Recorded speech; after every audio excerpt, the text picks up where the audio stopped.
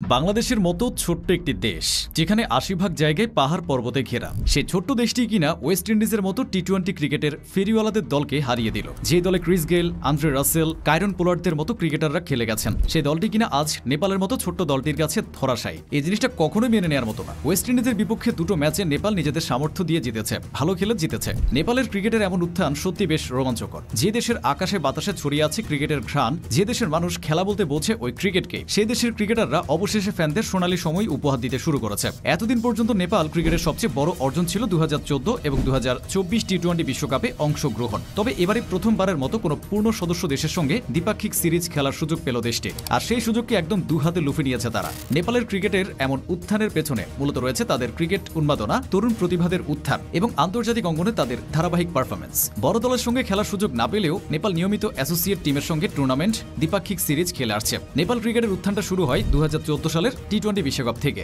সন্দীপ লামিনসানে, দীপেন্দ্র সিং আইরিয়ার মতো খেলোয়াড়দের উত্থান তাদের বিশ্বমঞ্চে আরও শক্তিশালী করেছে। ভারতে যেমন ক্রিকেট একটি ধর্মীয় রূপ ধারণ করেছে, নেপালেও খেলাটি দ্রুত জনপ্রিয়তা পাচ্ছে, বিশেষ করে তরুণদের মধ্যে। ক্রিকেট জগতে নেপালের পদার্পণ হয়েছে খুব বেশি দিন হয়নি। শুরুর দিকে ক্রিকেট খেলা মূলত কাঠমান্ডুর মধ্যে সীমাবদ্ধ থাকলেও ধীরে ধীরে তা পুরো দেশে ছড়িয়ে পড়ে। ফলশ্রুতিতে ১৯৮৮ সালে নেপাল আন্তর্জাতিক ক্রিকেট কাউন্সিল বা আইসিসি শাখা সদস্য পদ লাভ করে। পরবর্তীতে ১৯৯০ এর শুরুর দিকে বড় ধরনের উন্নয়ন কার্যক্রম শুরু হয়। এ সময় অঞ্চল ভিত্তিক ও জেলা ভিত্তিক এবং স্কুল পর্যায়ে ক্রিকেট খেলার সূচনা হয়। ১৯৯০ সালে নেপাল এশিয়ান ক্রিকেট কাউন্সিলের সহযোগী সদস্য ও ১৯৯৪ সালে পূর্ণ সদস্য পদের মর্যাদা পায়। ২০১৩ সালে সর্বপ্রথম অফিসিয়ালি আত্মপ্রকাশ করে নেপাল ক্রিকেট সংস্থা এনসিএ। তরুণ খেলোয়াড়দের নিয়ে কাজ করাই ছিল তাদের প্রধান লক্ষ্য। ২০১৪ সালে টি-20 বিশ্বকাপে অংশ নেওয়াটাই ছিল নেপাল ক্রিকেটের প্রথম বড় অর্জন। তবে সেই টুর্নামেন্টে কোনো ম্যাচ জিততে পারেনি তারা। ২০১৮ সালের ১৫ই মার্চ নেপাল ২০১৯ আইসিসি বিশ্বকাপ বাছাই পর্বে পাপুয়া নিউ গিনিকে হারিয়ে প্রথমবারের মতো ওয়ানডে স্ট্যাটাস অর্জন করে। ২০১৮ সালের ৩রা আগস্ট নেদারল্যান্ডসের বিপক্ষে ১ রানে জয়টাই ছিল